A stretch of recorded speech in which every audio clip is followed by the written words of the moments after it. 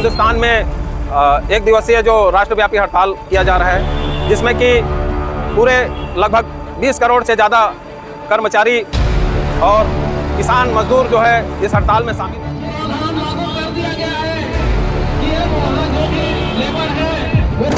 आज पूरे देश में लोग सड़कों पे हैं। सड़कों पर इसलिए है कि केंद्र सरकार जब से आई है लगातार उसने जन विरोधी नीतियों को अपनाना शुरू किया है।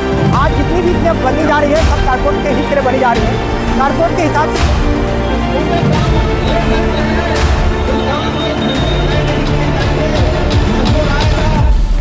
9 जुलाई 2025 को भारत बंद का आह्वान किया गया था, जिसका मिला जुला असर पूरे देश भर में देखने को मिला।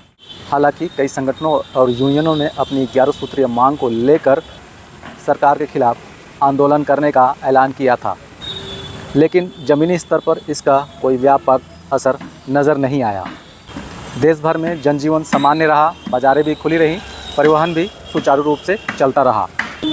पूरे देश में कहीं कहीं ज्ञापन सौंपे गए और कुछ जगहों पर प्रतीकात्मक विरोध किए गए, लेकिन इस बंद का आम जनता पर कोई खास असर नहीं पड़ा।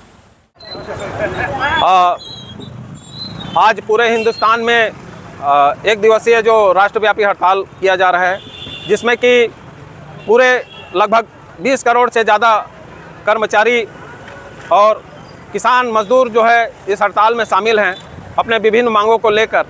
जैसा कि आप लोग जानते हैं कि केंद्र की सरकार जो है लेबर लॉ में बदलाव ला रही है और उस लेबर लॉ के माध्यम से उद्योगपतियों को या फैक्ट्री मालिकों को यह अधिकार दिया जा रहा है कि वे अपने मर्जी के अनुसार अपने कर्मचारियों के साथ में जितना चाहें उतना काम ले सकें। काम के घंटे जो है 8 घंटे से बढ़ाकर 12 घंटे करने की बात की जा रही है और ये बात गुजरात के अंदर लागू भी की जा चुकी है। साथियों, आज जो हमारे मुख्य जो मांगे हैं, उन मांगों में जो सार्वजनिक संस्थानें हैं उनको जो कौड़ियों के भाव निजी हाथों में बेचा जा रहा है और उद्योगपतियों के इशारे पर जो नीतियाँ तय की जा रही हैं, उन तमाम मुद्दों को लेकर आज की ये जो हड़ताल है ये पूरे हिंदुस्तान में की जा रही है। आज पूरे देश में लोग सड़कों पे हैं। सड़कों पर इसलिए है कि केंद्र सरकार जब से आई है लगातार उसने जन विरोधी नीतियों को अपनाना शुरू किया है। आज जितनी भी नीतियाँ बनी जा रही है सब कारपोरेट के हित के लिए बनी जा रही हैं। कारपोरेट के हिसाब से पूरा देश चल रहा है, ये अब उजागर हो गया है, कोई नई बात नहीं है। इसी सब को लेकर के हमारे सेंट्रल ट्रेड यूनियन काउंसिल ने 17 सूत्री मांगे इस सरकार के सामने प्रस्तुत की हैं कि भाई हमने इतने संघर्षों के बाद 37 श्रम कानून यहाँ पे हमने लागू करवाया है और उसको हटा करके आप नया श्रम संहिता ला रहे हैं।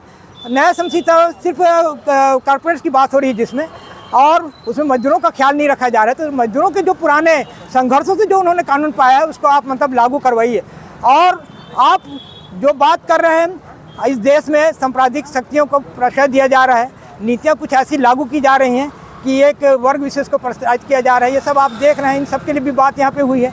बात इसलिए भी हुई है कि आज जो पर्यावरण का एक बहुत बड़ा समस्या पूरे देश में होने जा रहा है, हसदे और अन्य, और यहाँ पे आप देख रहे हैं मुड़ा गांव, ये सब तरीके से जो किया जा रहा है। एक तरफ तो केंद्र सरकार कहती है एक पेड़ माँ के नाम लगाओ, दूसरे तरफ पूरे जंगल उजाड़े जा रहे हैं। इस पर भी आज यहाँ पे बात हुई है। हम केंद्र सरकार को 17 सूत्री हमारी जो मांगे हैं उसके खिलाफ यहाँ पे विरोध प्रदर्शन किए हैं और 17 सूत्री मांगों के को हम चाहते हैं कि केंद्र सरकार मांगों को स्वीकार करे। कितना सफल रहा? देखिए, हमारे ट्रेड यूनियन के काउंसिल के सभी जगह लोग सड़कों पर उतरे हैं, उसका पैमाना नहीं माना जा सकता।